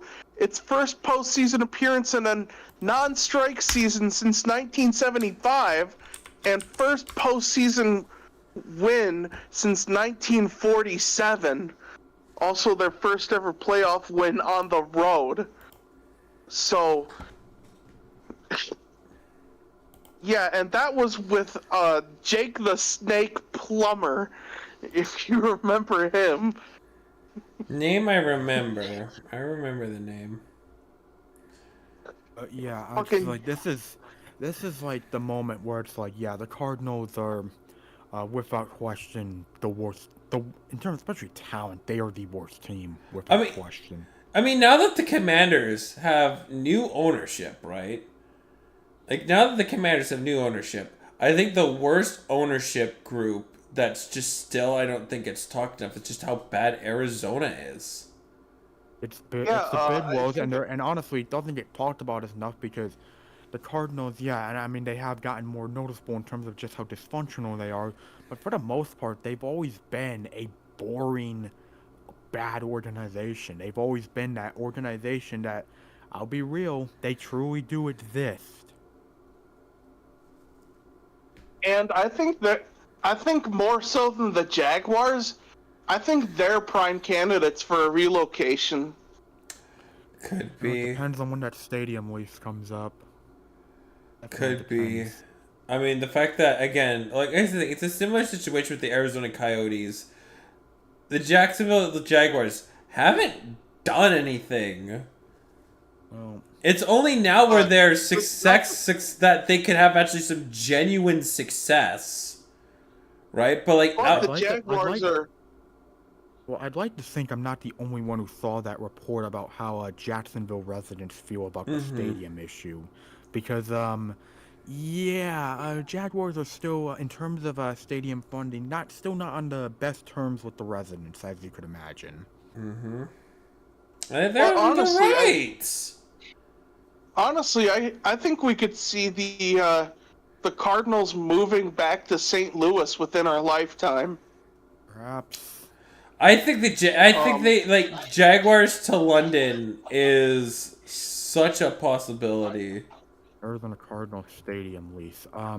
Lease expiration. Okay, I want to make sure that this hasn't gotten updated, but the Cardinals, from what I've seen, their lease with their State Farm Stadium, which still used to call it University of Phoenix Stadium, it expires in 2036. Oh yeah, the Arizona's staying around for a while.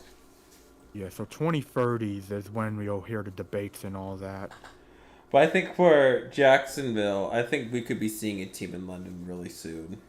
And we'll see what happens with the Jacksonville stuff. I mean, I feel like $1 billion for a stadium renovation is really, out of this, really like hitting new ground here. But I mean, the relationship with Jacksonville is definitely better than it was just even 2 years ago. But you know, it's still always a consideration. Well, Trevor Lawrence. You know who could really help mend those relationships? A Jacksonville legend, Fred Durst, baby. Yeah, but still, like, the fact that only, like, 7% of people would be okay paying taxpayer money for a new stadium. Yeah. Yeah, but think about it. Limp Bizkit. But bro. it's the problem, it's still 7%. If it's something... I just want to say, getting back to that Cardinals game, yeah, watching 5 Points' reaction to the whole ordeal was certainly something. That would have been worth it. And by the way, just gotta say, it was very clear watching that second half and watching how he was positioning himself. It was very clear that Brian Dable took over the play calling in the second half. He definitely took over the play calling. R.I.P. Saquon, by the way. Yeah. I mean, granted, he's not out for the season. Yeah, not out for the season, but still high ankle sprain, not what you want to see. Yeah. Yeah, never what you want to see. There was another game in the afternoon slate. Broncos country, they died. Yeah. How can... Okay. First of all, in terms of auditioning for head coaching, Eric Bieniemy, hats off, man. Yeah, I think he's actually proving himself to be America's next top model. Yeah. Big time. I want to say this with Sam Howell, because it's like, after week 1, I was still not sold on him, because I'm not going to lie, not a great performance against a really bad Cardinals team. However, I mean, I'll say it looked rough for the majority of the first half, but oh boy, once he got going, yeah, there was no stopping him against the Broncos. He had several dogs in him. He did. Like, again, I saw a lot of him in the preseason. I knew, like, if you develop the guy, I think he could do lots of good things for the team. And Denver, though, all you had to do was maintain a pulse. Like, get some field goals. I'm starting to believe what Spencer says, and this is Mike Ditka 2.0. The thing is, here's the thing with the Broncos, what really is hilarious to me. And yeah, I know we had a rough second half outside that Hail Mary, but I'm not blaming Russell Wilson for this loss. No. This this falls under defense. What the fuck is Vance Joseph cooking out there? What is he cooking? Vance Joseph is the defensive coordinator.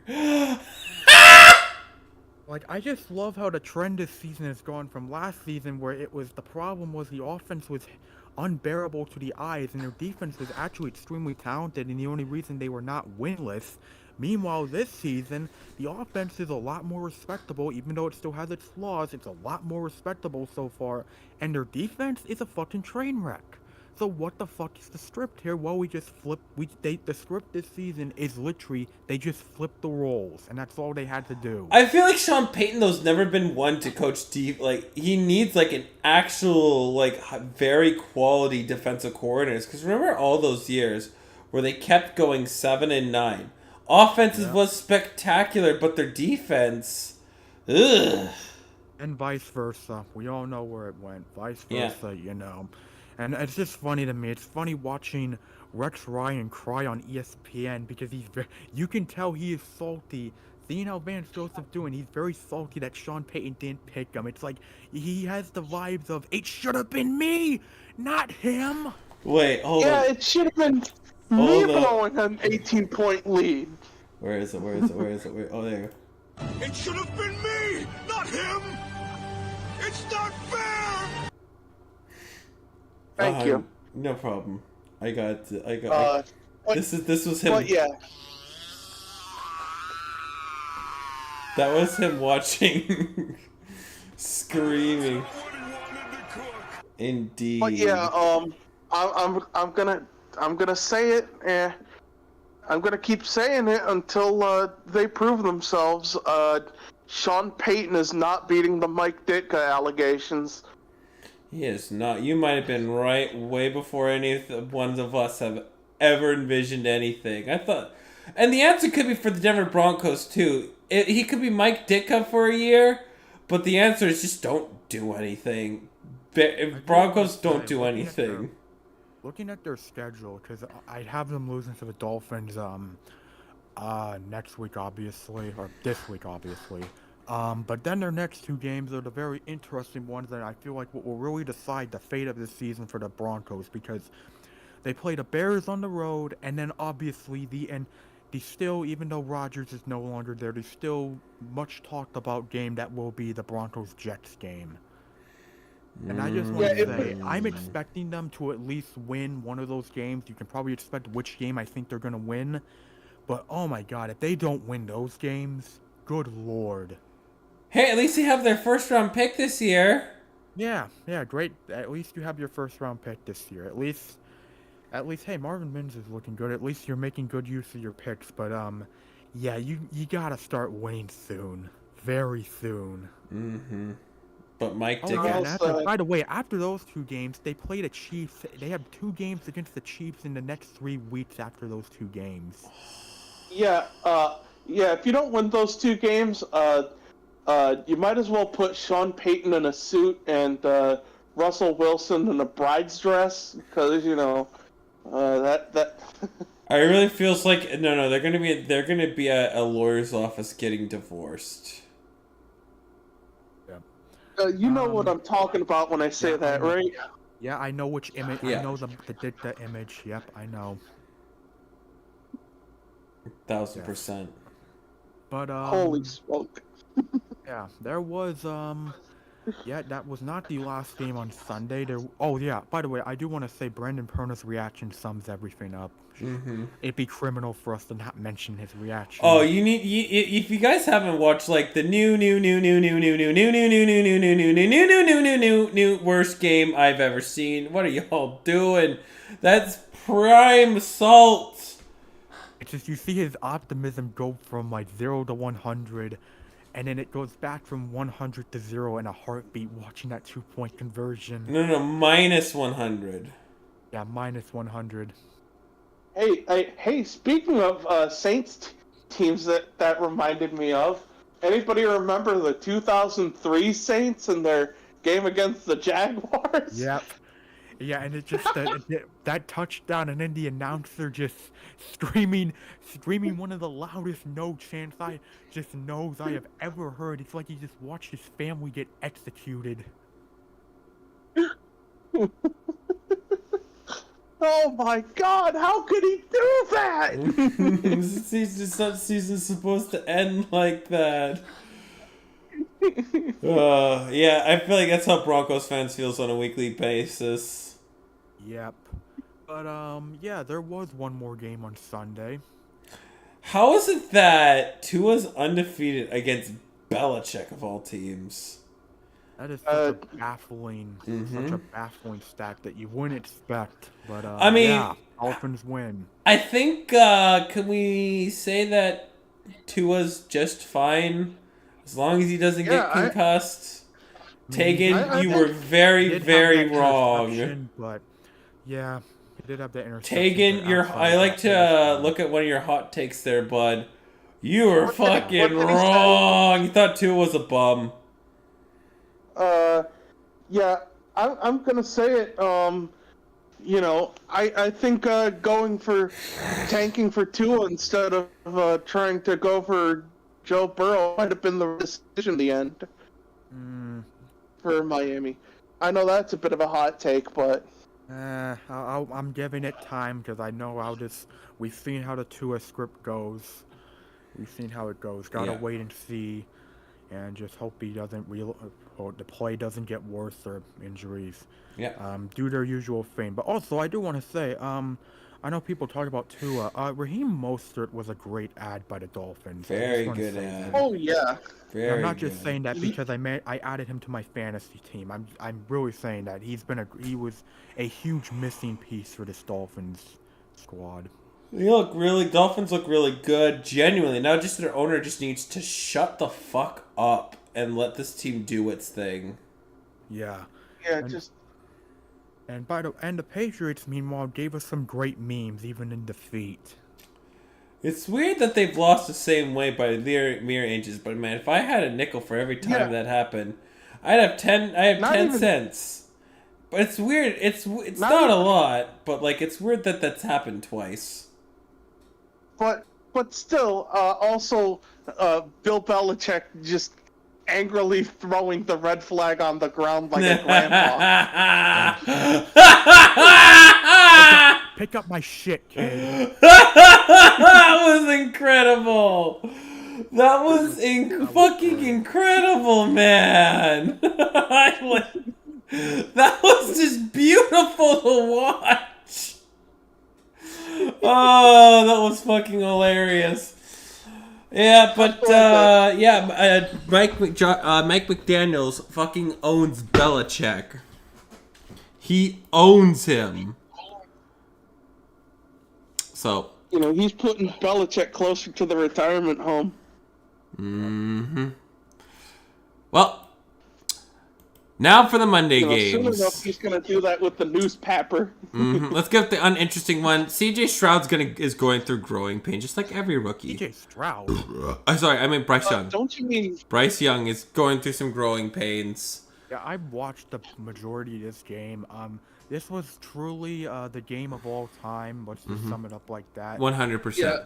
Derek Carr did not look good. I mean, he's still better than what they've had in previous years, obviously. But, yeah, Taysom Hill was having to do some good work out there in terms of being Taysom Hill and just running out there. And they did have Troy Jones Jr., who got 2 touchdowns, and that's really all they needed because Carolina's offense was basically quiet until the final moments of the game. And yeah, Bryce Young, definitely a rough experience for him out there. I mean, I will say he did look more comfortable once he started being more mobile, but like, yeah, those first 3 quarters were not good. I'm pretty sure if the coach is should figure it out eventually. Yeah. This is where I think like the last 5 games is where he starts really blossoming into a good quarterback role, but it's gonna take some time for these things. Oh yeah, and both the lines were absolutely atrocious. Let's just say that. I give this game a Morbius out of 10. It's Morbin. Thielen got a touchdown, so good for him. Yep. Yeah. Again, Thielen just has to be. Thielen just has to be. He doesn't have to be a world beater. Just enough to get 900, 800 yards and be a strong veteran presence. Oh yeah, and Shaq Thompson got injured, so not what you want to see if you're the Panthers defense. Uh, but yeah, very glad. I'd take Addison over Thielen. Oh yeah, no, any day. The Addison pick was good. Yeah, It's obviously. yeah. Yeah, thank you, Captain Obvious, but yeah. It's you just wish good old Thielen the best. Yeah. Yeah. But yeah, there was speaking of injuries, unfortunately, yeah, there was a Football lot gods, of, what the fuck? Oh, that game. What fuck game. the fuck? Nick Chubb? It should have been Deshaun. Watson, you Nick fucking Chubb got the- assholes. Nick Chubb unfortunately got the Marcus Lattimore experience, which if you haven't seen the Marcus Lattimore injury, don't. Just save It's- yourself from seeing a leg go flailing in the air. Well- It's bad. It's if you play Mortal Kombat, it was like watching that. Like Yeah, the ligaments got destroyed, and that's unfortunately. I'm pretty sure this is not the first time Chubb's had that injury because he had it in college yeah, too, which same just knee. makes it more Yeah, unfortunate. The I hope crazy he- part for me was the game. The game was in Pittsburgh. Everybody saw the instant replay in the stadium, and you could hear everybody in unison go, You could hear the gasp of agony from Yeah. Steelers fans watching the replay. Like it's just, oh god. And another thing too, I will give full credit to the Steelers. They didn't do the fucking wave. They've learned their lesson since they played Yeah. Seattle. They cheered on his exit. They, get well soon. I hope he gets well soon because, golly. "Oh, by the way, did you know that Rob Ryan currently has a job as the senior defensive assistant for the Raiders?" Yeah, I know. I've mentioned Mm-hmm. that fact before. I will say though with Cleveland before we get to the funnies, before we laugh at a certain someone, shout out Jerome Ford in that situation. He did really well. But He actually played well in that but here's what situation. I'm also hearing too in terms of things that you don't want to hear. I'm hearing they weren't impressed with him. Well, that seems like a Cleveland move to do. Do the opposite of what the logic tells you. Because it sounds like Kareem Hunt's gonna take full duties. Like he's gonna be there for I get that, but like it's not even split the duties. Yeah, that seems like a Cleveland type move. It's right there. Cleveland's Yeah. man. They were the lovable losers, and now I just can't stand them. Browns are back, baby. Yep. We thought we lost them. We thought the Browns being bad was a COVID casualty, but nope. Here they are again. Like I was happy to have the Browns be successful. Now it's like you're bad. Oh, go away. I feel like I'm looking at them like they're the same homeless person I've been giving free slices all week, and now I'm just gonna tell them to fuck off. Yeah. Like, Give me money, Just- please. It's just funny. It's hilarious that the Steelers won this game, considering just how god awful their defense played. Or not their defense. offense. Sorry, not their defense. Sorry, their I know what offense. you mean. I know what you mean. I know what you mean. Fuck. Holy fuck, their offense is atrocious. Oh, Matt Canada makes me want to puke, bro. Fire Canada chance could not have been better timed. They need to fire Incredibly Canada, dude. Like, Like, what are you doing? Canadians say You don't- this. if you don't fire Canada soon, Kenny Pickett's going to be playing in the CFL in a couple of years. I'm telling you right now. Mm-hmm. He's Like, gonna be playing for the Ducks. how is it like the fact that you couldn't do nothing on the other side from a team that couldn't do nothing? Deshaun Watson, like, allegations aside, right? Allegations aside, he Shit. willingly sat a full year out. Willingly, he willingly sat a full year out. And to see Oh, him, brother, this guy stinks. gee whiz, when you don't play football for nearly 2 years and to have it completely kill your career as a starting quarterback. And it doesn't matter. Cleveland has most of his money fully guaranteed, despite well knowing that he's probably not going to be playing for a full year and a half. It is hilarious that seeing Deshaun Cosby play this fucking bad. This is the flop era for him. Again, Cleveland, wait. You had Baker Mayfield. And here's the thing. Baker Mayfield is being competent. I wouldn't say...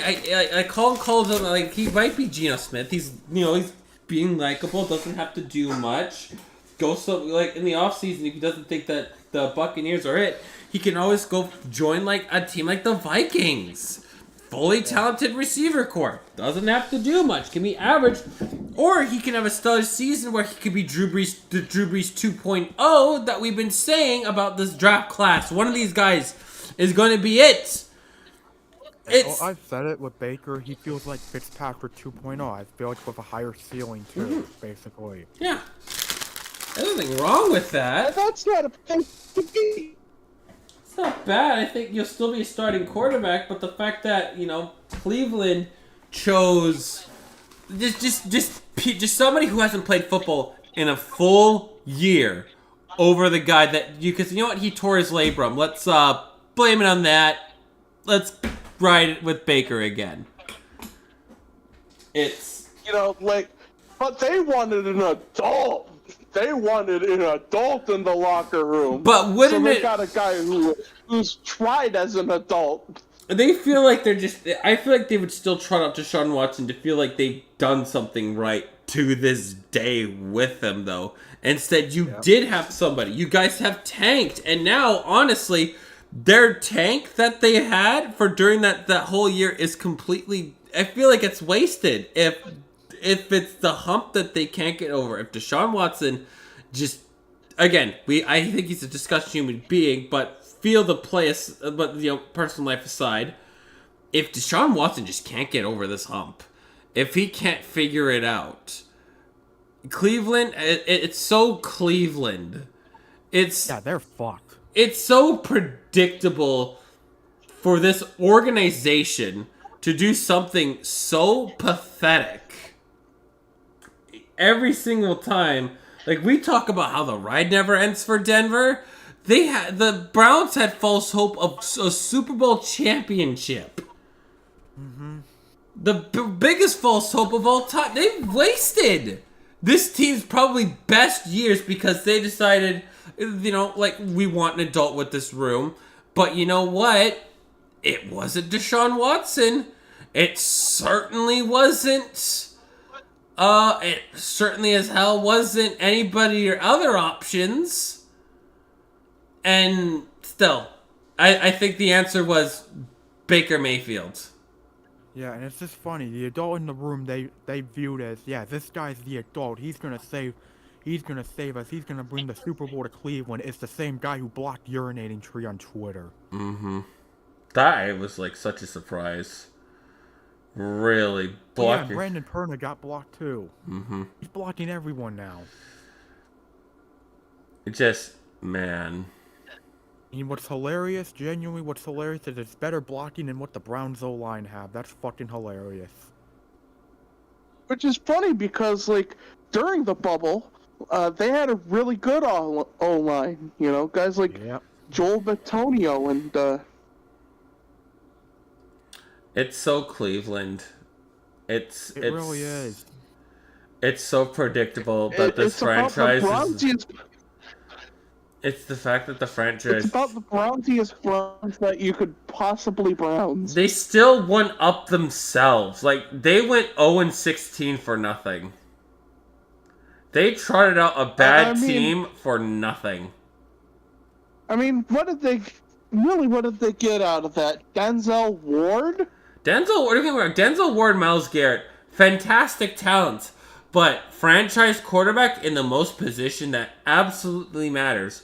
Especially when you're tanking. Let's take a look at that 2018 Cleveland Browns draft class again. Njoku's still there. They traded Peppers. No, that's the 2017 class. 17. Nick Chubb, Denzel Ward, very, very good. They did good with drafting. They just whiffed on Baker. Now that he's, well, again, not really whiffed. He's just not on the team anymore. Austin Corbett. Is he still there? He is. He's with the Panthers actually. Chad Thomas. He's still there. Antonio Callaway. Who is a free agent. He's Philadelphia Stars. Jannard Avery. Oh no! Wait, no, who's, never mind. No, currently- sorry. I'm thinking. No, he's in the tier 2 football leagues. I was thinking of the other fucker. I was thinking of somebody else.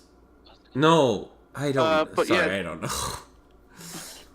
Jannard Avery is still with the. Oh, Jannard Avery is with the Colts now. What round was he in?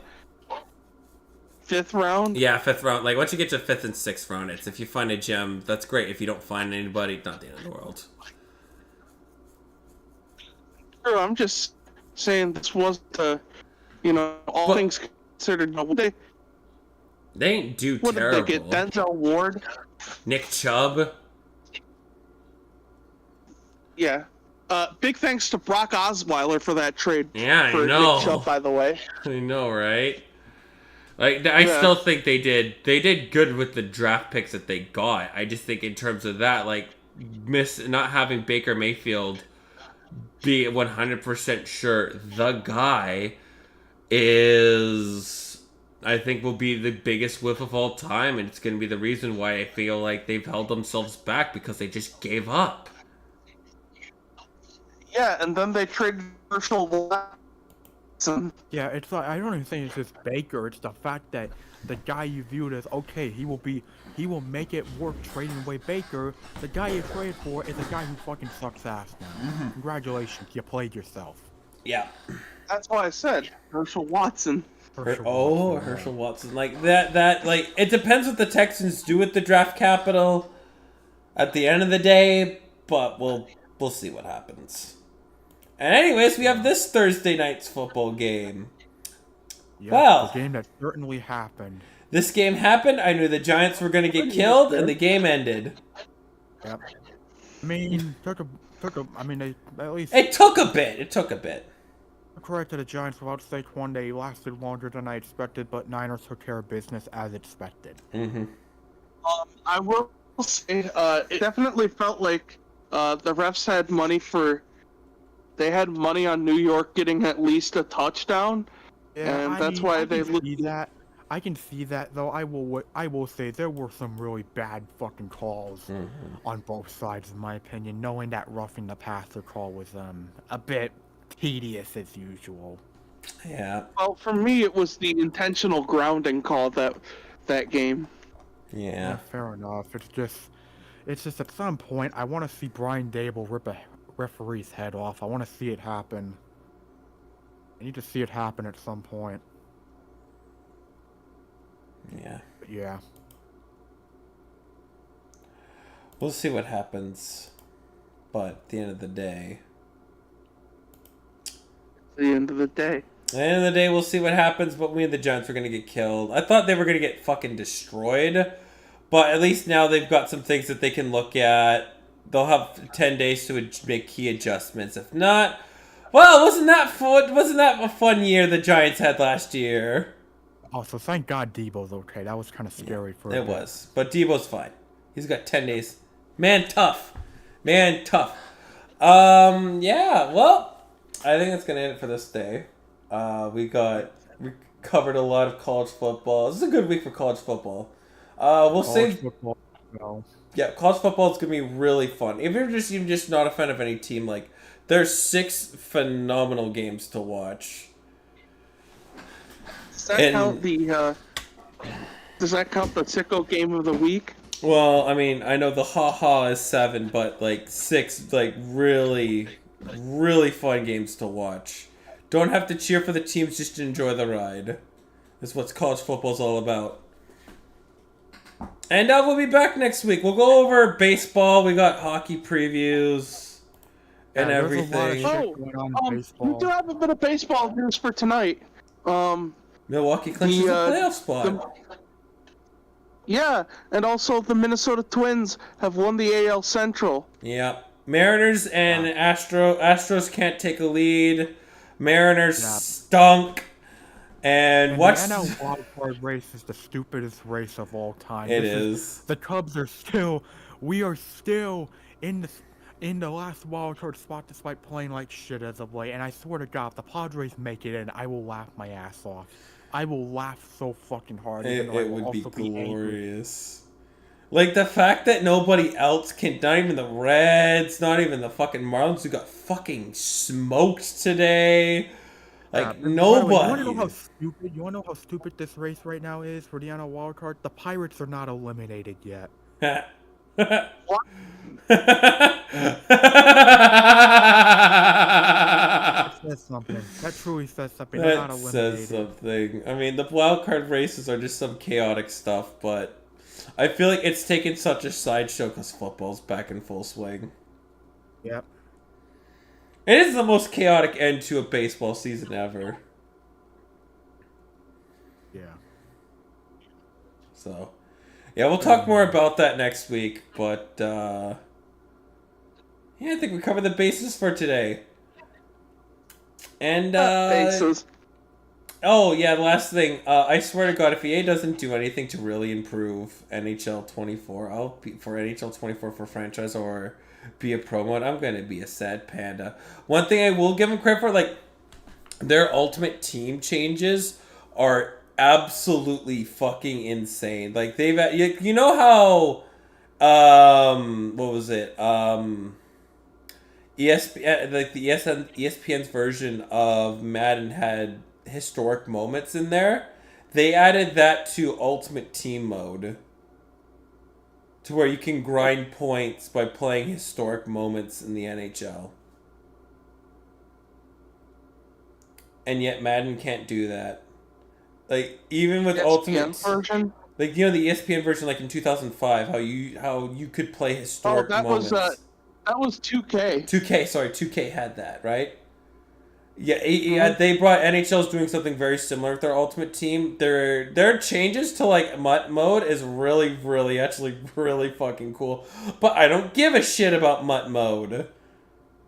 So like it's just the duality of these two like gaming games that are made by the same company. Like I might buy NHL 24 just to make a full video on just the sheer scope and difference between the two games. It's insane. Like if you want to get like a simulated, It's a trap. like NHL is such like years ahead of NFL. Years. Like we can't have a creative team in Madden, but in NHL it's encouraged. It's fucking nonsense. It's, yeah, just, I mean, if they just fix to be a pro mode, just revert back to 2019, I'll be fine. But if not, I'll get it when it's on sale, I guess. Yep. So. We digress. Yes, I digress upon that. Anyways, thanks to my fellow co-hosts for joining me for today. Yeah, I can't wait for football this weekend. My voice is dying on me. I'm hungry, so yeah. Yeah. Well, we'll be back next week. Hopefully Aiden will join us. I hope his situation's better than what it was. Yeah. I could We not. will not be getting into the details of that. Yeah. I could not. I would like. I know because like normally like my job is across the street. Which shout out to me doxing myself in the Nick's server. You guys, I just showed you the apartments that I live in. I'm not joking, by the way. You now know where I live. Great work, buddy. Great work. Thanks, guys. Yeah, I showed you where I fucking lived too. So, So yeah, show come join our Discord and maybe we'll dox you too. Yeah, I doxed myself. I doxed. Don't join mine. You don't. We're not gonna dox. Don't join mine. We are not. I am not here to be responsible for doxing. Yeah, I don't think no one knew that. I think only you guys know that I live across from right where I work anyway, so no one's gonna know those apartments are there. But those apartments cost way too much fucking money anyways. But yeah, I'll go into more. I wanted to bring up like what happened. I'll do this quickly here. Lightning fast round. So if not Nick's over it, so there was something that. There was a protest that was happening. Apparently, it was Canada one, which was the March for a Million Kids or whatever the fuck it was called. So it was a group of homophobes wanting to create a national protest, right? So I didn't hear anything about that because, like, I'm pretty sure Facebook was just shutting any protests from Leave Our Kids, anything involved like Leave Our Kids Alone on Facebook. They did not let it spread. They showed a lot of their own protests. Look at our numbers, and then I saw other posts of the counter protest, and they showed up in greater numbers too. They had better numbers than the actual protest. So, what happened in my hometown was I got completely mismanaged the events that happened. I had initially thought that it was just going to be the protest of Protect Our Kids, right? I was expecting to have like the worst fucking day ever. I go up, I get my dough, and I was like, oh god, they're here already. My dumbass didn't realize that was the nice and quiet counter protest. I thought those were like the actual protesters, and I was like, oh good lord, they're already here. But my dumbass forgot to look at the rainbow umbrellas, the trans flags, the rainbow flags that were there too. My dumbass didn't process that. Blasting as loud as possible. Exactly. My dumbass didn't. That fact alone just didn't register in my head. I thought this was the actual protest. No, the counter protesters showed up before the actual protesters did. So the actual protesters was dispersed, and I could hear their chants from my store. The worst fucking thing it was just eye-rolly insufferable. Then the police showed up and forced the counter protesters to move.